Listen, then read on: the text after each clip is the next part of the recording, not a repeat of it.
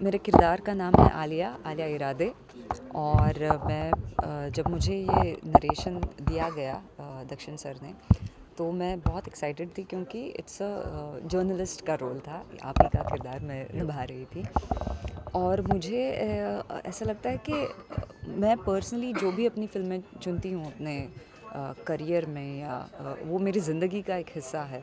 तो मेरे लिए स्टार बनना या पैसे कमाना, वो सारी चीज़ें तो है ही, मगर एक सही फ़िल्म चुनना, क्योंकि मैं अपनी ज़िंदगी के कुछ मैं अपनी ज़िंदगी की अपनी सांसें उस फ़िल्म में दे रही हूँ। तो इसलिए चॉइस जो है वो मेरे लिए बहुत इम्पोर्टेंट है कि as an artist, as an actor, I get involved in the projects which are meaningful in a way. तो इसलिए मैंने ये किरदार, ये फ़िल्म चुनी। और जर्नलिस्ट है तो उस हिसाब से वो लड़ाकू है, वो लड़ रही है चीज़ों के लिए और कह रही है, वॉइस आउट कर रही है अपनी ओपिनियन। और मैं जैसे कि कह रही थी कि एक पॉलिटिकल फिल्म है, ये कुछ बहुत सेंसिटिव मुद्दों पे बात करती है। तो हम तो सब नारेबाजी तो बहुत करते हैं कि एज एन एक्टर बहुत रिस्पॉन्सिबल हैं हम, और समाज के प्रति हम कुछ हम रिस्पॉन्सिबल है कुछ देने के लिए वापस। मगर जब करने की बात आती है, जब स्टैंड लेने की बात आती है, तो अपनी अपनी समस्याओं की वजह से हम छुप जाते हैं। इवन एक मिडिल क्लास इंसान भी स्टैंड नहीं लेता है। मुंबई वापस ब्लास्ट के बाद दूसरे दिन चलती है और हम उसमें बहुत प्राउड फील करते हैं कि मुंबई कभी रुकती नहीं है। तो ये सारी चीज़ें, मुझे ऐसा लगता है कि मैं अपने आप पे काम करूँगी। मैं सोचूंगी कि मैं बहुत कह रही हूँ कि मैं एक बहुत रिस्पॉन्सिबल एक्टर हूँ, मगर एक ऐसी फिल्म का जो शायद कंट्रोवर्शियल हो सकती है और सही चीज़ों के लिए कंट्रोवर्शियल हो सकती है, तो क्या मैं हो जाऊँ इस सुनामी का भाग। तो वो एक था, और इसलिए मैं एडवेंचर तो सबको पंगे लेना सब शायद मेरे नेचर में है, तो ये एक रीज़न था। मैम, जैसे ये फिल्म एक सेंसिटिव टॉपिक को लेकर चल रही है, तो आपको कहीं ना कहीं ये नहीं लगता है कि ऐसी फिल्मों की बहुत ज़रूरत है हमारे यहाँ? बिल्कुल। मुझे ऐसा लगता है कि हम रोते रहते हैं कि कंटेंट नहीं है, अच्छी फिल्में नहीं आ रही है, मगर ये सब हम लोगों की, हम एक दूसरे की, हम सब की जिम्मेदारी है। तो राइटर की ज़िम्मेदारी है कि वो एक ओरिजिनल कंटेंट पैदा करे, डायरेक्टर की जिम्मेदारी है कि वो एक ओरिजिनल कंटेंट को सपोर्ट करे, प्रोड्यूसर्स या जिनके पास पैसे हैं उन लोगों की जिम्मेदारी है कि और ना ही जो बनी बनाई घिसे पिटे जो ही हमारी सिस्टम्स है, एक कमर्शियल सिनेमा का फॉर्मूला जो है जो हिट हो जाएगा। और फिर मीडिया की ज़िम्मेदारी है कि ना ही कि और स्टार आया तो दौड़ो और उनको कवर करो। तो ये हम सब की ज़िम्मेदारी है। हम टीवी पे क्या देख रहे हैं, हम कौन सी फिल्मों को सपोर्ट कर रहे हैं। तो बहुत अच्छा टाइम भी आ रहा है इंडिपेंडेंट सिनेमा में कि चीज़ें बदल रही हैं, ऑडियंस जागरूक हो रही है, और ऑडियंस को सिर्फ स्टार वाली फिल्में नहीं देखनी है, ताकि अपनी आसपास जो चीज़ें हो रही हैं, रियल स्टोरीज़ देखनी है। तो ये शायद अच्छा समय है। देखा जाए तो सोशल इशू पे डिपेंड है मूवी। ब्लैक फ्राइडे इसके पहले मूवी बनी थी, वो रिलीज़ भी नहीं हुई थी, तो कोई प्रेशर था मूवी शूटिंग के टाइम कि शायद ऐसा कुछ हो सके? देखा जाए तो हाँ, प्रेशर तो होता है जब आप एक ऐसी फिल्म पे आते हो, तो ऑफ कोर्स प्रेशर होता है, मगर आप हमेशा एक नए एक्सपीरियंस में आप अपने आप को देखते हो कि मैं अब यहाँ पे कैसे रिएक्ट करूँगी।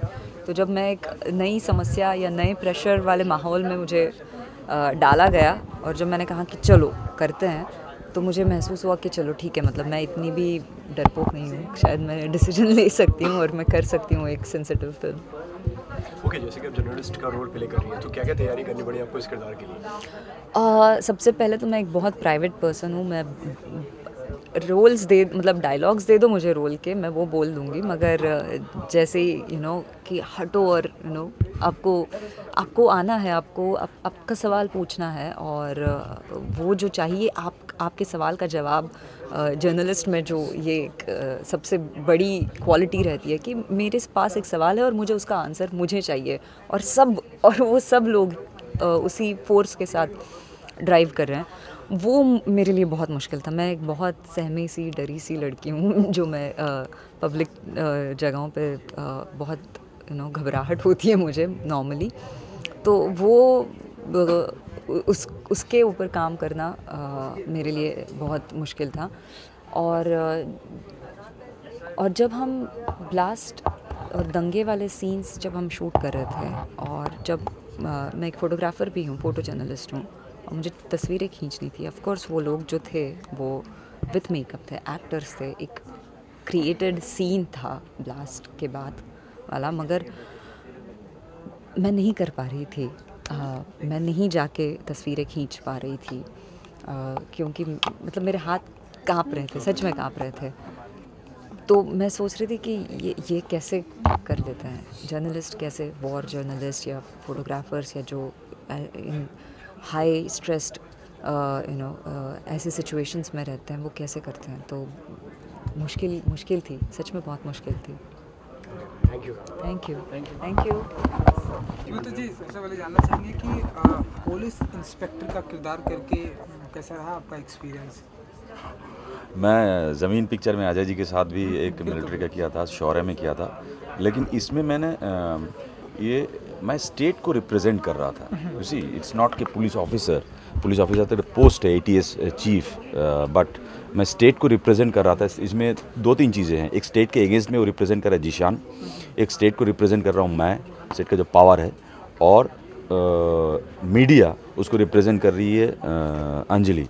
सो इन तीनों का जो रिलेशन, परमुटेशन, कम्बिनेशन, उसको मिला के पिक्चर है समीर।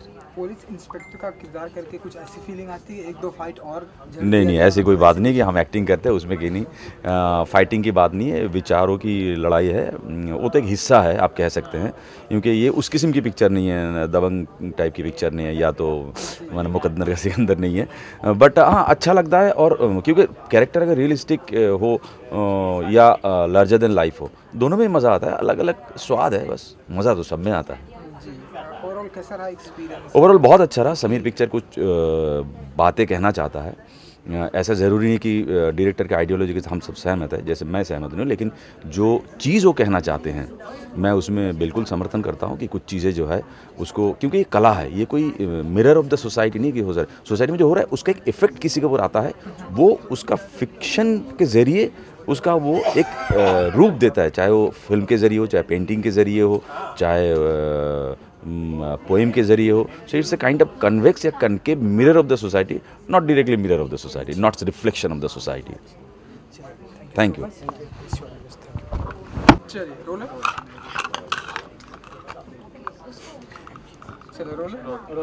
अमन जी, इन दिनों हम देख रहे हैं कि आप जो भी गाना गाते हैं लोगों की जुबान पर होता है, चाहे वो मतलब मैं गोविंदा की बात करूँ, हमने देखा हैरी मेट सेजल में, हमने देखा, तो इस फिल्म में आपके किस तरह के गाने हमें देखने को मिलेंगे, आपसे जानना चाहेंगे? इस फिल्म में जो मेरा गाना है, याद है कि भूलते, याद है या भूलते एक्चुअली, तो ये फिल्म का सब्जेक्ट एकदम अलग है।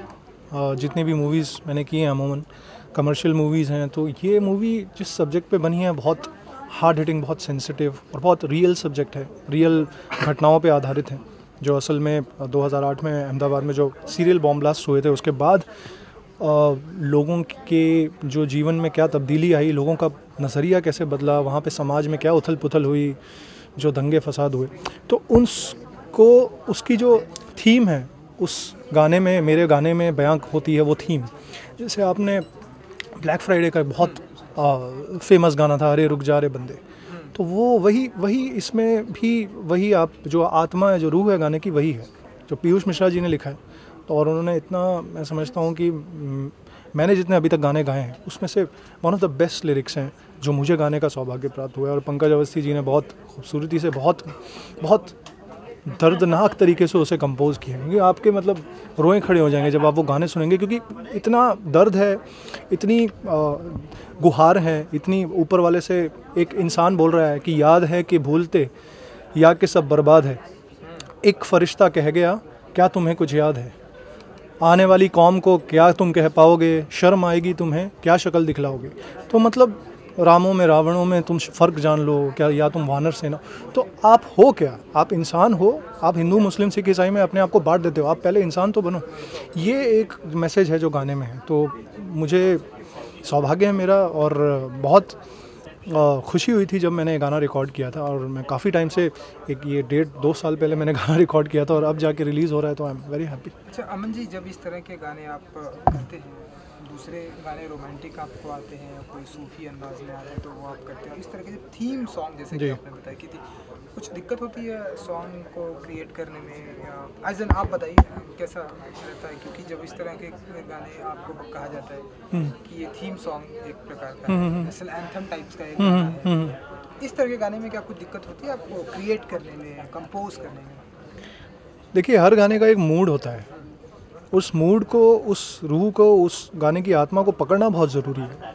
तो आप अगर एक माइंडसेट के साथ आ रहे हैं, अगर आपको पहले से गाना पता है तो आप उसकी प्रिपरेशन कर सकते हैं कि यार ये गाना है, मैं ऐसे गाने वाला हूँ, मैं गाने के रेफरेंसेस ढूंढूंगा कि अच्छा ये टाइप का गाना है तो ऐसी फील चाहिए, ऐसे मुझे इमोट करना है।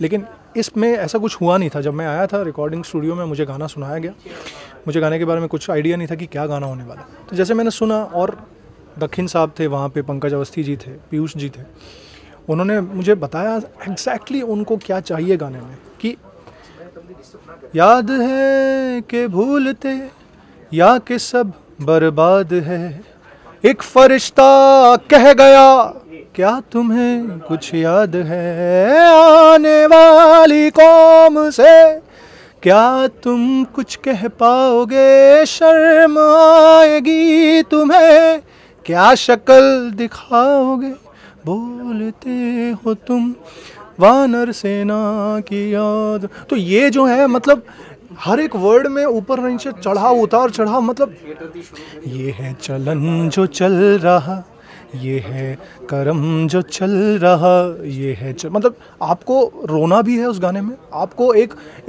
एहसास भी दिलाना है, आपको वो क्वेश्चन भी पूछना है कि आने वाली कौम से क्या शक्ल दिखाओगे, मतलब क्या करोगे तुम, भगवान की तरफ से, ऊपर वाले की तरफ से इंसानियत का क्या मैसेज होना चाहिए लोगों को, ये उस गाने में है। तो बहुत मेरे लिए बहुत अलग एक्सपीरियंस था, और इतने गुड़ी लोगों के साथ काम करने में मुझे, मतलब जो एक खुद का भी एक आपका ग्रोथ होती है और खुद की आपकी बहुत कुछ सीखने को मिलता है।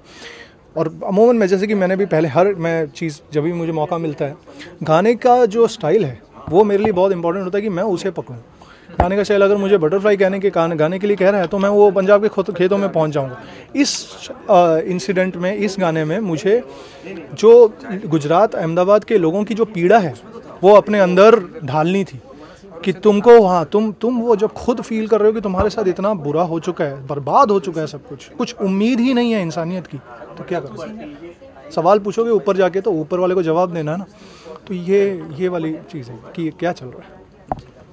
Thank you. सुनो भाइयों।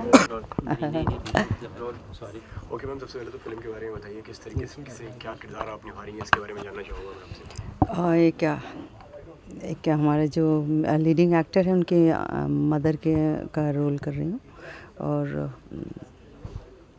एक मदर का जो सफरिंग है ना, मतलब बहुत एक विक्टिम बन जाते हैं ना, ये बेटा कोई भी हरकत करते हैं उसका इफ़ेक्ट मदर पे सबसे ज़्यादा होता है, क्योंकि मदर ऐसे हैं कि पैदा करते हैं, इसके बाद सपने होते हैं, जो सपने एक्सप्रेस नहीं करते हैं, ख़ासकर जो है ना लोअर क्लास के जो मदर होते हैं, जनरली फादर का ड्रीम होता है तो ये बनेगा, ये करेगा, वो करेगा, ख़ासकर बेटे के लिए।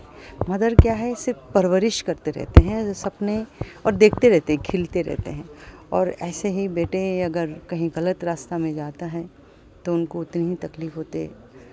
तो ऐसे एक विक्टिमाइज्ड एक मदर है, तो subject itself is very near to realism and बहुत ही थॉटफुल है, बहुत सीरियस फिल्म है नो डाउट, बट एक डायरेक्टर का अलग नज़रिया से जो एक कहानी को एक्सप्रेस करने का तरीका है वो बहुत इंटरेस्टिंग है। एंड एंटायर टीम ऑल्सो इतने अच्छे अच्छे कलाकार हैं जो मेरे लिए काफ़ी एक्साइटिंग एंड इंटरेस्टिंग। इस मूवी को चुनने की, इस फिल्म को चुनने की कोई खास वजह? जैसे मैंने पहले भी बताया कि मैं हमेशा रोल का लेंथ क्या है ये सब नहीं, स्क्रिप्ट अपने में, स्क्रिप्ट बहुत कुछ बोलती है एंड काफ़ी स्ट्रॉन्ग। जब डायरेक्टर ने जब मेरे घर पे आके जब एक्सप्लेन किया, मैंने स्क्रिप्ट पढ़ा, बट उसके बाद भी उन्होंने जिस तरह से उसको, क्योंकि मैंने पूछा था, कई सवाल मैंने उनको किया था, तो उन्होंने बताया कि मेरे ये लॉजिक है, ये रीज़न है, तो सब कुछ मिला के लगा कि director is very clear what he wants. So काफ़ी स्ट्रॉन्ग है स्क्रिप्ट काफ़ी। लोगों को देखने के बाद में एक मैसेज मिलेगा मूवी को देखने के बाद?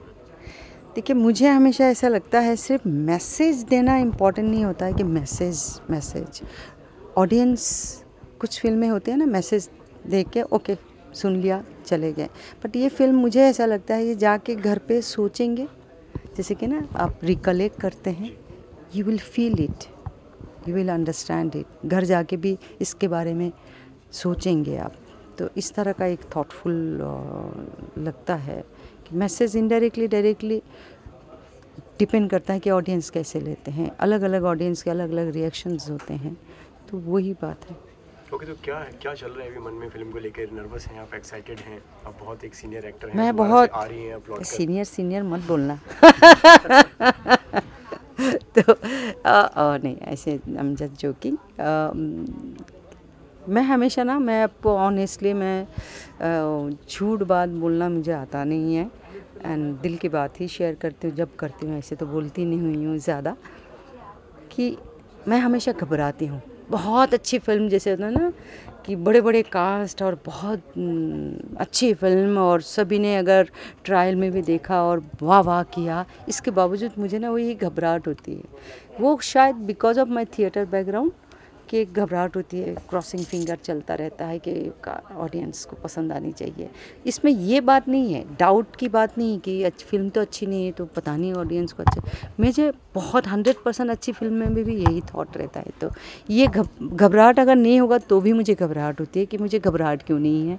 तो इस हिसाब से एक घबराहट है, बट ये विश्वास है क्योंकि आजकल ऑडियंस बहुत बदल गई है, बहुत इंटेलिजेंट, काफ़ी इस तरह की थॉटफुल, इंडिपेंडेंट, सीरियस फिल्म को भी एक्सेप्ट किया है।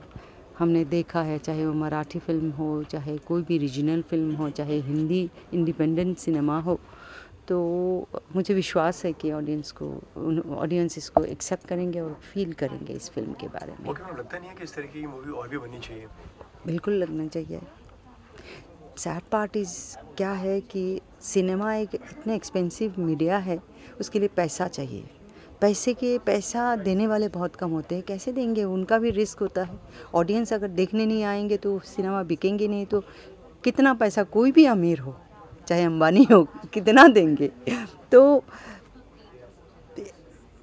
पैसा देने वाले कम मिलते हैं इसके लिए, और कुछ माध्यम ऐसा निकलना चाहिए। हालांकि सरकार भी निकालते रहते हैं रीजनल, उसमें तो काफ़ी सपोर्ट ऐसे रहता है, साउथ में भी होता है कि सरकार फंड देते हैं, तो और दें तो और अच्छी बात है, ताकि ये जजमेंट ना चले कि ये सीनियर हैं इसीलिए इसको दिया जाए। ये मौका एक तो मिलना चाहिए, सो दैट ना जो है कोई ग्रो करने का, जो यंगस्टर्स इतने अच्छे थॉट के साथ आए हैं, बट उनको सपोर्ट करने वाले बहुत कम होते हैं, तो होना चाहिए। Thank you. Ma'am, channel ID शेती, हाय, आपका नाम and you are watching sky star Movies, keep watching. Hi, this is Seema Biswas and you are Hi, this is Seema Biswas and you are watching Sky Star Movies. Sky Star Movies. Hi, this is Seema Biswas and you are Hi, this is Seema Biswas and you are watching Sky Movie. Hi, this is Seema Biswas and you are watching sky star movies की sky एकदम sky star movie hi this is Seema Biswas and you are watching sky star movies thank you okay Zeeshan हमने जैसे कि trailer देखा आपने बहुत अच्छा लगा आप इसके बारे में बताइए किस तरह के किरदार में आप नजर आने वाले हैं इसमें एक बेसिकली एक कॉलेज स्टूडेंट है और वो जैसे आपने ट्रेलर देखा तो आपको पता चल ही गया कि उसको मोल बना के डाला जाता है। एक नॉर्मल स्टूडेंट है जो किसी भी पॉलिटिकल रीज़न की वजह से सोशल रीज़न की वजह से and how his life changes, तो ज़्यादा उसके बारे में है। बाकी ज़्यादा बताऊंगा तो फिल्म का सस्पेंस रिवील होगा, आप देखेंगे तो आपको पता चलेगा। हर बार हम आपको एक अलग अलग किरदार में देखते हैं, हर बार आप कुछ नया लेकर आते हैं। इस किरदार के लिए आपने क्या क्या तैयारी करी? इसके लिए तैयारियां देखिए वो तो बहुत लंबी बात हो जाती है क्योंकि तैयारियां तो करना हमारा काम ही है और होमवर्क हमें करना ही होता है एक्टर को। तो तैयारी क्या करिए क्योंकि इसमें कुछ हमें गुजराती एक्सेंट तो नहीं पकड़ना था, पर वो एक वल्नरेबिलिटी जो होती है एक स्टूडेंट की, हमें उसको कहीं कैच करने की कोशिश करनी थी। पर उसके साथ हमारे जैसे मैंने बोला कि कुछ सस्पेंस जो चलता है तो उसको भी हमें साथ में ध्यान में रखना था कि एंड में आके आदमी ना बोले कि पहले ये फिर ऐसे क्यों कर रहा था, फिर अभी क्या हो रहा था। तो I think it's a mix of things जो हमारा काम है वो करते हैं। जिस तरीके का आज के टाइम में वातावरण चल रहा है, लोग जिस तरीके से जो माहौल जो बन रहा है, तो आपको लगता है इस तरह की मूवी और बननी चाहिए? इंडिया को बहुत ज़्यादा ज़रूरत है। बिल्कुल, आई थिंक यही वक्त है जब हमें जो है खुल के बात करनी चाहिए। और हम आर्टिस्ट आदमी हैं, जो भी जितने भी लोग हैं जो सच में आर्टिस्ट हैं, जो दुकानदारी चला रहे हैं उनकी अलग बात है, पर जो आर्टिस्ट आदमी है वो कैसे अपनी आर्ट अपनी सराउंडिंग के बिना कह सकता है। तो अगर मेरे आसपास कोई दिक्कत है या कोई परेशानी है या कोई खुशी की बात है, मैं जब लिखूंगा या मैं कुछ करूंगा, मैं एक्ट करूंगा, तो वो चीज़ सामने आएगी है। तो आई थिंक बननी चाहिए क्योंकि परेशान तो लोग बहुत हैं, ऐसा लोग डालते हैं, लोग कहते हैं, लोग गुस्सा हैं, गुस्सा बढ़ता जा रहा है लोगों के अंदर। तो आई थिंक उस गुस्से को निकालने का सबसे अच्छा तरीका है कि अगर आर्ट का सहारा लेंगे तो वो आराम से निकल भी जाएगी और कोई मार पिटाई भी नहीं होगी। सही है, थैंक यू।